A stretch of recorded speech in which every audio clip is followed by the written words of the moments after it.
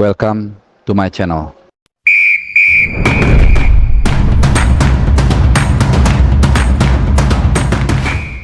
Halo, salam sehat dan juga selamat hari Rabu buat kalian semua. Ya, gue pertama mohon maaf karena ada beberapa hari ini kosong ya, nggak update soal bola, khususnya soal timnas. Banyak yang terlewatkan, banyak update-update terbaru. Ya, walaupun ada yang penting, ada yang enggak ya. Jadi mulai dari persiapan timnas U23 nanti gue akan bahas, kemudian penundaan Liga 1, dan juga tentunya mungkin sedikit gua agak malas ya singgung soal jersey. Kenapa? Karena buat gua sebenarnya persoalan ini sebenarnya bukan persoalan besar ya terkait desain, bukan terkait kualitas ya. Jadi kalau desain itu kan memang sangat subjektif ya. Orang bisa ada suka, ada enggak, ada 270 juta rakyat Indonesia, mungkin ada 270 juta selera ya. Jadi biarkanlah desain itu relatif begitu ya. Dan kalaupun memang ada masalah, gue agak kurang suka sebenarnya diumbar-umbar di media massa atau di sosial media ya, kecuali memang ada tujuan lain ya, entah mencari exposure atau untuk konten dan sebagainya. Jadi lebih baik selesaikan langsung ke yang bersangkutan ya, supaya apapun itu, mau jelek, mau bagus, mau kritik atau bahkan usulan, ya lebih baik disampaikan langsung. Tapi ya udahlah, itu biarkan mereka-mereka yang merasa berkompeten menyelesaikannya. Kita akan mengikuti saja perkembangan timnas Indonesia yang kali ini ada mungkin 3-4 topik yang akan gue bahas ya. Jadi seperti mungkin sebagian yang kalian udah ketahui, tim nasional Indonesia U23 ya, ada yang bilang itu bukan timnas atau kelompok usia whatever lah, pokoknya itu orang Indonesia yang bermain bagi Indonesia di kelas U23 ya, seperti itu. Kemarin hari Selasa tuh sudah tiba di Dubai atau di Uni Emirat Arab, kalau bahasa Inggrisnya Uni Arab Emirates ya. WA UAE gitu. Jadi WA di Dubai, dan mereka langsung sorenya sudah melakukan latihan. Dan menurut informasi langsung ini ya dari salah satu ya adalah orang informan gua. Jadi itu mereka langsung melakukan recovery. Jadi biasalah standar ya. Jadi belum taktikal, belum dalam bentuk kelompok-kelompok kecil atau mungkin spesifik, latihan spesifik, enggak.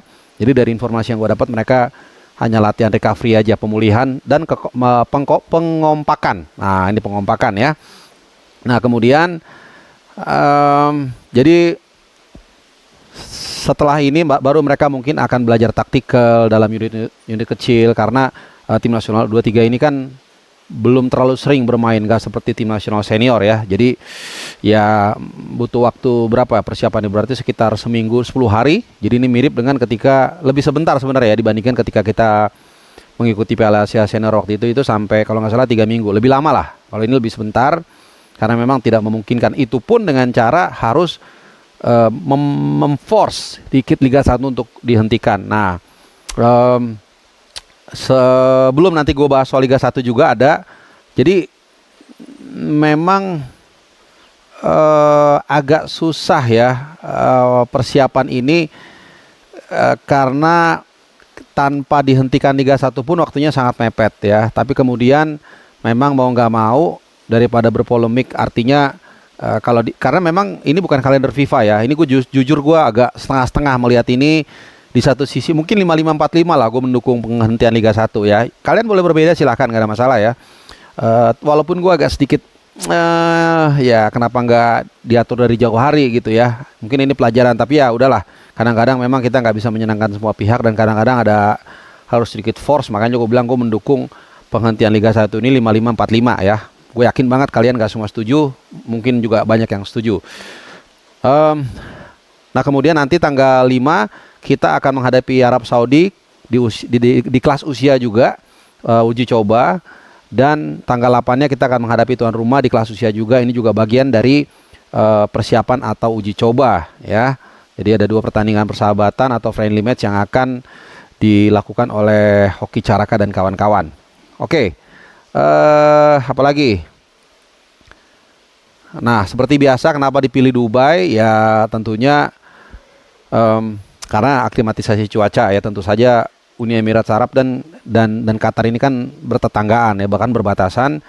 ketika gue di Qatar pun kemarin itu banyak plat-plat Uni Emirat Arab itu di Qatar ya. Mungkin gue nggak tahu apa sebagian emang nonton bola atau emang perjalanan biasa aja, perjalanan bisnis ya. Jadi mungkin kayak kita lagi di Jakarta atau lagi di Semarang ada plat B seperti itu ya. Jadi karena itu nggak terlalu jauh ya, kalau nggak salah hanya beberapa jam, tapi memang udah beda negara. Jadi seperti ASEAN hanya nunjukin bahkan bukan KTP ya, hanya nunjukin sorry, bukan paspor, hanya nunjukin KTP. Oke, anyway,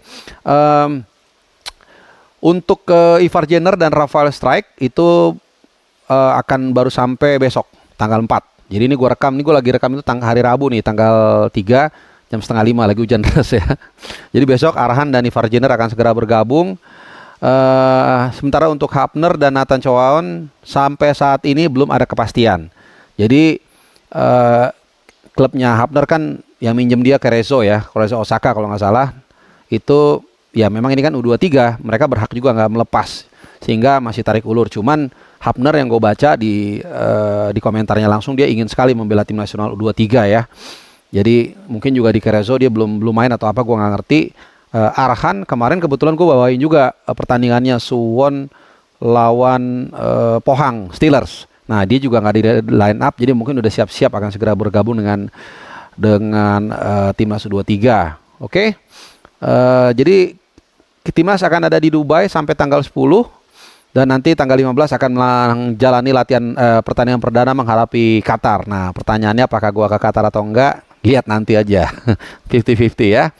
Oke, jadi itu dari persiapan timnas. Ya kita latihannya tuh di komplek nih, gua tambahkan informasinya di komplek Al Nassr SC Dubai.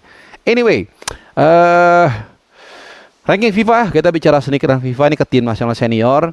Jadi kita naik setelah jeda internasional dari peringkat ke 142 menjadi 134. Jadi lompat lagi berapa tuh?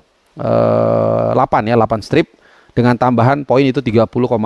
Jadi tentunya hasil dari 2 kali mengalahkan Vietnam, 1 back to back ya, 1-0 di GBK dan 3-0 di Maidin Stadium di Hanoi Bangkok yang Hanoi Vietnam yang kemarin gue juga ke sana. Nah, ini adalah pencapaian yang sangat positif. Dari kita sebelum Sintayong itu 100 berapa ya, 170-an kalau nggak salah. Pokoknya banyak lah ya, lompat 160-an ya, 160-an. Dan untuk pertama kalinya dalam 12 tahun peringkat kita lebih baik dari Malaysia. Kita bukan maksudnya mau saling menghina, karena bagaimanapun juga Malaysia tetangga kita satu rumpun. Cuman kita hanya mau lihat di mana posisi kita saat ini. Ya karena bagaimanapun juga tolak ukurnya adalah tetangga kita sendiri dulu kan gitu. Paling baru nanti kita bicara yang lebih luas lagi. Jadi kita cukup baik ya. Ya gue nggak mau terlalu berlebihan juga. Cukup baik, ada progres yang memang seperti dijanjikan oleh Sintayong.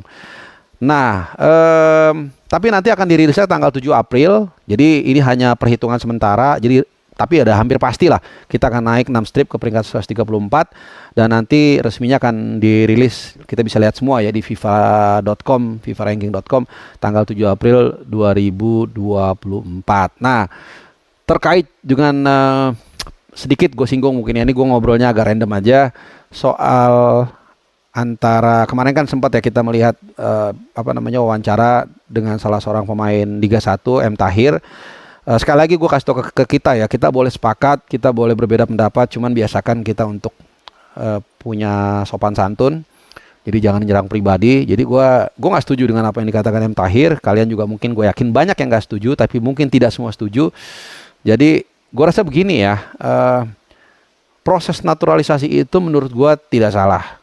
It happens, dan dari zaman dulu Alfredo Di Stefano 3 negara malah kalau nggak salah, di Argentina, Spanyol sama apa gitu ya, sama Kolombia apa gitu ya, kemudian Jerman Camoranesi Piala Dunia 2006 bersama Itali, itu juga naturalisasi, Deco bersama Portugal, jadi banyak. Nah, tapi memang gue juga setuju, jangan lupakan juga Liga 1. Kalau dikatakan Liga 1 saat ini lebih baik dari pemain diaspora, I don't think so ya. Gue rasa itu fakta ya. Jadi kelihatannya mungkin orang kita, bangsa kita harus lebih terbiasa untuk menerima tantangan.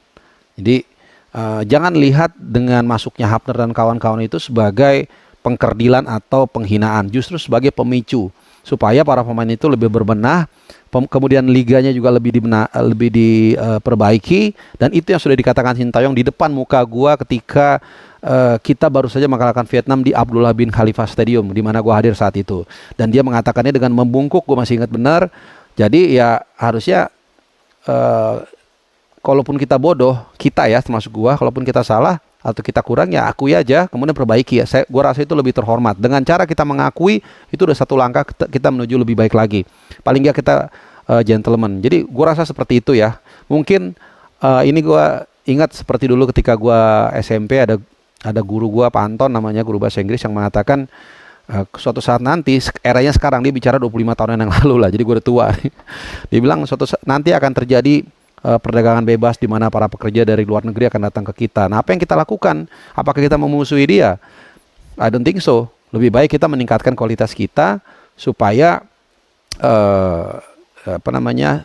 kita juga bisa bersaing dengan mereka gitu. Memang tidak enak karena itu keluar dari zona nyaman, tapi adalah itu yang terbaik yang bisa kita lakukan gitu. Jadi naturalisasi adalah satu hal, itu tidak salah, tapi memang juga Liga 1 harus diperbaiki. Siapa yang harus diperbaiki? Semuanya yang punya kepentingan, termasuk kita juga mendukung sebagai penonton. Jangan lepas tangan juga untuk datang membayar tiket, membeli tiket, nonton dengan tertib, tidak membuat rusuh dan seterusnya gitu. Jadi termasuk operator PSSI, para pemain juga meningkatkan staminanya, asupannya, lebih disiplin, gak makan mie instan dan lain-lain. Jadi seperti itu aja pandangan gua. Terima kasih buat kalian yang sudah nonton, dan gua mohon maaf agak lama vakum. Sekali lagi mudah-mudahan gua terus konsisten untuk menyapa kalian melalui channel ini, dan jangan lupa like, subscribe, dan komen serta nyalakan loncengnya. Terima kasih buat kalian dan selamat berbuka puasa bagi yang kalian berpuasa. Ciao.